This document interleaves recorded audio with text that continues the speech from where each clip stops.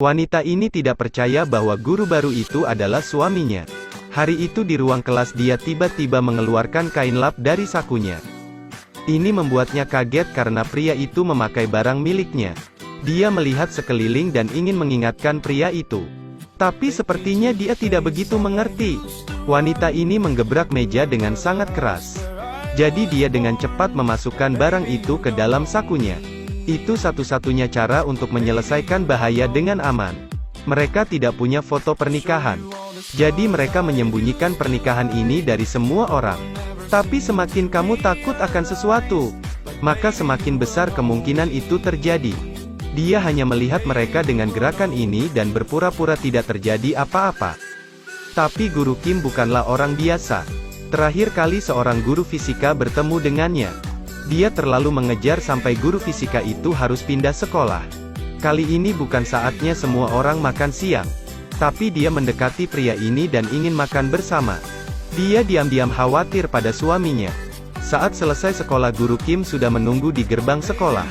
Ini terlihat seperti harimau yang sedang menunggu mangsanya. Tapi dia memanjat tembok untuk menghindarinya. Tapi tiba-tiba Guru Kim mengikuti dan mencari alamat rumahnya. Pria ini langsung memberitahunya bahwa dia hanya bisa bergegas mengemasi barang-barangnya dan bersembunyi di balik tirai. Namun dia masih ditemukan oleh Guru Kim.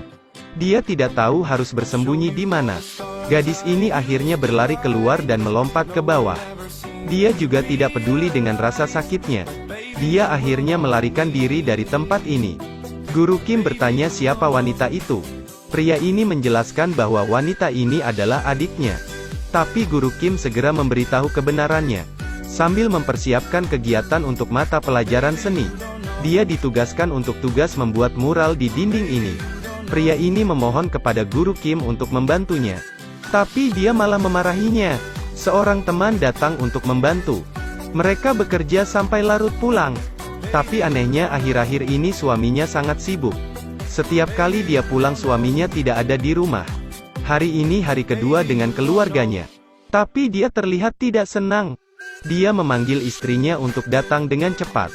Setelah makan kakak menyalakan TV dan ingin memperkenalkan pacarnya kepada semua orang. Tapi di luar dugaan lagi-lagi mengabadikan adegan teduh kakaknya dan yang lainnya. Seluruh keluarga langsung menatap. Gadis ini merasa seperti ditampar. Karena malu dia menundukkan kepalanya dan berlari keluar. Dia seperti anak yang salah. Dia duduk di taman hiburan dengan tenang meneteskan air mata. Suaminya mengikuti dengan tenang dan duduk di sebelahnya.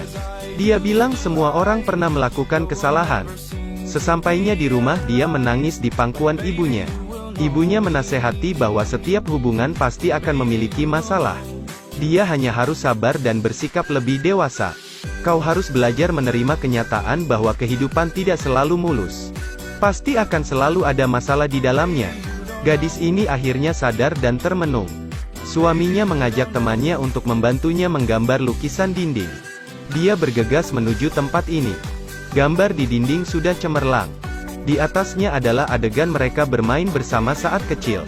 Dari lubuk hatinya ada perasaan malu yang tiba-tiba sulit untuk disebutkan. Air matanya sudah tidak bisa terbendung.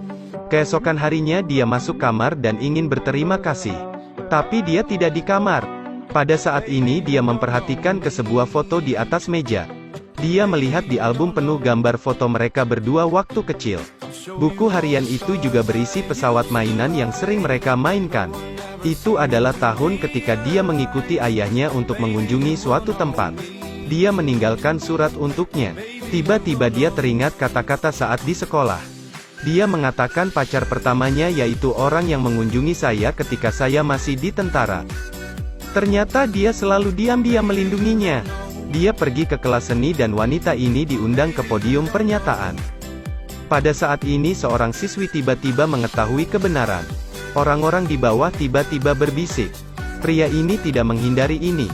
Dia mengaku dengan berani. Dia menyatakan bahwa dia dan wanita itu sudah menikah. Meskipun kita sudah menikah, kita masih punya pilihan. Dia bilang istrinya suka bintang film tampan dan menyukai atlet bola. Dia juga suka makan sushi. Setiap hari dia tegang saat akan mengikuti ujian. Dia hanya seorang siswi menengah berusia 15 tahun. Saya berharap semua orang tidak mengejeknya hanya karena dia sudah menikah dan menghancurkan kehidupan sekolahnya. Wanita ini tahu kapan ia harus naik panggung. Matanya dipenuhi air mata. Dia bukan lagi anak kecil. Dulu dia hanya menganggap bahwa dia adalah teman masa kecilnya yang bodoh. Tapi sekarang sangat jelas bahwa dia sudah mencintainya. Setelah mendengarkannya, mereka tidak bisa berhenti tertawa. Pria ini mencium keningnya di depan semua orang. Semua guru dan siswa bertepuk tangan ikut dalam kebahagiaan mereka. Keduanya saling berpelukan erat. Akhirnya mereka berdua hidup bahagia selamanya. Cerita pun berakhir. Terus ikuti Edelweiss Review untuk mendapatkan update cuplikan film terbaru.